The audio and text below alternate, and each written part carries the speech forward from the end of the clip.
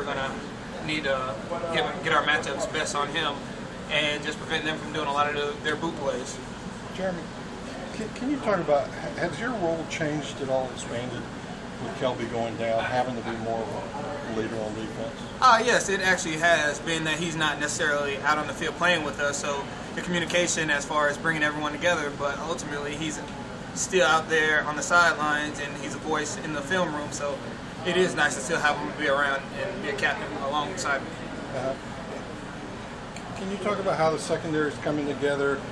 Everybody played last year, but you've lost a key component, obviously, in Ross. The secondary with the departure of Ross, it's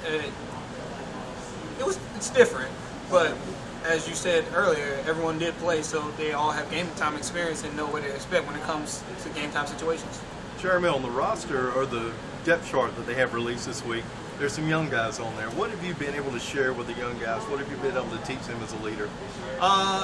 Just to remain focused. You can't, and have a next play mentality. You can't sit back and focus on something that happened 2 plays before or even 3 plays before. Things won't always go your way. You got to realize the opponent, they have people on scholarship as well. They're heck of athletes.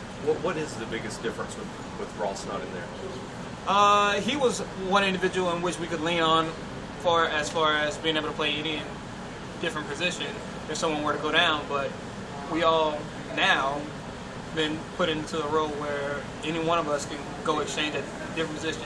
I wouldn't be surprised if you saw 16 line up at cornerback. Just saying. Now, will you guys be shifting around a little bit? I mean, with this linebacker changes and so forth, are there times when you actually shift up and might be considered a linebacker in a way? There are instances and packages in which we have myself along with Dwayne Norman playing a little linebacker. What's that like? I mean, it's fun. I like to put my nose up in there.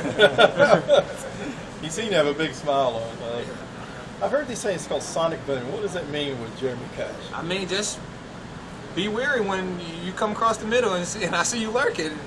You're going to get hit and the sound's just going to resonate and everyone's going to know it. I got you. But what's the general message to the younger guys with all the injuries that happened this summer?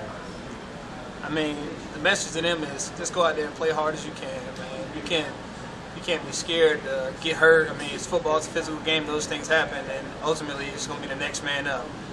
Though I do feel for the players that have gotten hurt. Those are real close friends of mine, and as much as I would like them out there, you can't necessarily replace them, but someone does have to step up, and the game does still have to be played.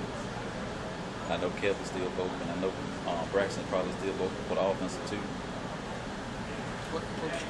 I said I know Kevin's still vocal on the sidelines, for the defense, and Braxton probably is for the offense too. Oh, most definitely. I mean, just because they're not out there playing doesn't mean they're not a part of our team. They're going to always be out there supporting us and cheering us on, even if it is from the sidelines.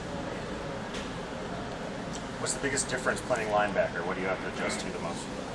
I mean, the physicality. I mean, I'm closer to the line of scrimmage, so offensive linemen do have the opportunity to get their hands on you, but shoot, I'm more of a strong safety hybrid now as it is, and I'm a pretty physical guy. So, I mean, though there is some change, it's not much change from my position I play now at the shark position.